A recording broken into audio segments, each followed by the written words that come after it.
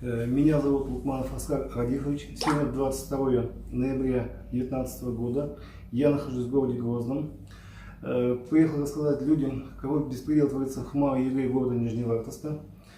Со мной произошел случай 21 октября 2019 года. Сотрудники Следственного комитета, не предъявив мне обвинения, забрали меня из дома, усадили в автомобиль и повезли в Следственный комитет города Сургута. Я успел сделать звонок адвокату Израилу Хамзату, сообщил, что везут меня в город Сургут. Затем у меня телефон отобрали и больше телефон на руки не выдавали. В город Сургут меня привезли ориентировочно в 3 часа дня.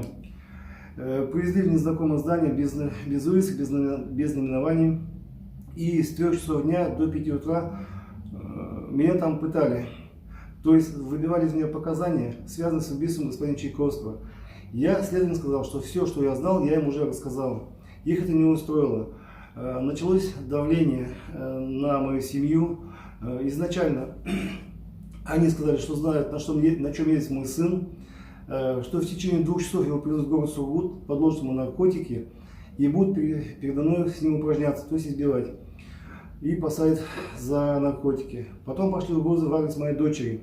Дочь работает у меня в полиции, офицер полиции. Они сказали, что ее изнасилуют и заставят меня все наговорить. Вложили передо мной на стол противогаз, пакеты и спрашивали, как все дело работает, как люди теряют сознание. Вы это не видели?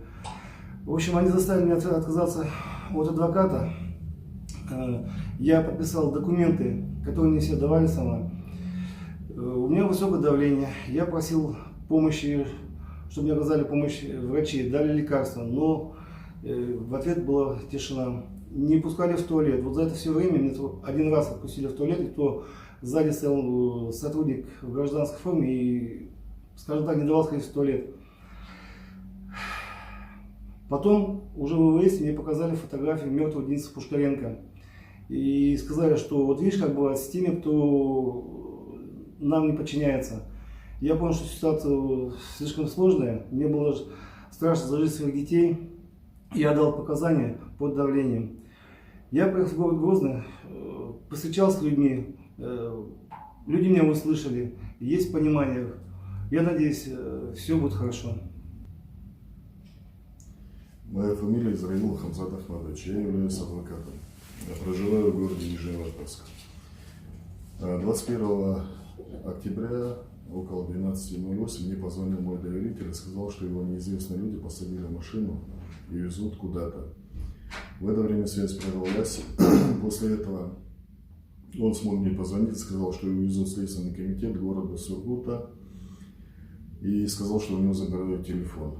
Я незамедлительно выехал в город Сургут, обратился в Следственный комитет, где мне сказали, что такого человека никто не задерживал, о его задержании никто не знает. Мне пришлось написать заявление о пропаже человека. И так как, по словам его сына, при моем доверителе была крупная сумма денег, мы считали, что может быть похищение человека.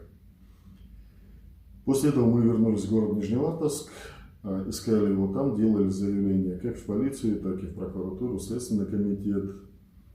На 22 число нам сказали, что якобы он находится в Сургуте, это уже через сотрудников силовых служб. 22 ночью, где-то в районе, даже из 22 на 23 число, в районе 4-5 утра, Оскар позвонил своему сыну с номера следователя по особо важным делам Следственного комитета Ханты-Мансийского автономного округа Суфиянова и сказал, что его задержали, он находится в ВВС номер 2 города Сургута. И связь прервалась. После того, как позвонили обратно, следователь Суфиянов сказал, что осуществил право на один звонок задержанного. Я почему-то вспомнил про это только по протяжении 2 суток. Когда я приехал на следующее утро в город Сургут, в ВВС, меня туда не пустили. Хотя я предоставил служебное удостоверение, предоставил ордер на защиту человека. Мне сказали, что есть распоряжение следователя не пускать Израила Хамзата Ахматовича ни к одному из доверителей. Если он будет пытаться попасть, сразу звонить незамедлительно ему. Я обратился с жалобой в УВД, я обращался с жалобой уже и в Федеральную службу безопасности, но ничего делать не мог. После того, как моего доверителя выпустили через определенное время, он сразу же приехал ко мне, где рассказал, что над ним издевались, что на него психологическое было сильнейшее давление, что его заставили под угрозой жизни, здоровья его детей говорить совершенно непричастных людей по статье 105, то есть убийство. Вот. Ситуация у нас в ХМАО находится в таком удручающем положении, что силовики для того, чтобы получить какие-то показания, не гнушаются ничем. Они избивают, ломают людей. Один из моих доверителей, который был задержан 22 числа, Денис Пушкаренко, сотрудники полиции его везли, тоже этапировали в город Сургут, но почему-то так получилось, что привезли в скорую медицинскую помощь города Мегиона уже мертвым. Мне в руки попала видеозапись, где машину Дениса блокирует «Газель» с ОМОНом, как его пересаживают в «Ладу Гранту» серебристого цвета. До этого момента сотрудники полиции даже отрицали факт его задержания. Когда я сказал, что у меня есть видеозапись, они лишь после этого пресс-служба подтвердила, что он был задержан сотрудниками полиции. Когда я обратился вместе со своей доверительницей, женой Дениса, мы поехали в морг. Нам не давали снимать, нам не давали проводить фото и видеосъемку. Когда я начал это делать, приехали непонятные люди, человек 5-6 в гражданской одежде, один человек в форме Следственного комитета и один человек в пятнистой форме с нашивками Следственный комитет, которые не представлялись, пытались выбить у меня телефон из рук. В это время другой следователь, как потом мы узнали, Бирюков, хватал за руки мою доверительницу, пытался забрать ее на допрос. Это у женщины, у которой убили мужа, он пытался ее забрать на допрос. Денис Пушкаренко, когда мы осматривали его тело, все тело было в синяках, ссадинах, порезах, на нем были гематомы, следы от наручников. Почему-то нам говорят, что у него остановка сердца, но мы считаем, что человека просто запытали. Я разговаривал с врачом скорой медицинской помощи, который оказывал помощь, вернее, пытался провести реанимационные действия, когда к нему привезли Дениса, и сказал, что человек сидел на заднем сиденье автомобиля «Лада Гранта» серебристого цвета, без номеров. Привезли его 3 человек, которые представили сотрудниками полиции. Вот. Вместе с 2 фельдшерами они вытащили его на пол, пытались провести реанимационные действия, но человек был в состоянии клинической смерти и откачать его уже не смогли. На сегодняшний день уже прошел месяц, мы до сих пор не можем получить ни свидетельства о его смерти, от чего это все произошло, ни официального ответа от сотрудников полиции и Следственного комитета. Мой доверитель Лукманов Оскар Радифович, который находится рядом со мной, несколько дней находился в ВВС номер 2, а до этого на протяжении 19 часов, где он находился, мы до сих пор не можем узнать. Так как куда его привезли, кто его задерживал, ответа не было и нет по сегодняшний день.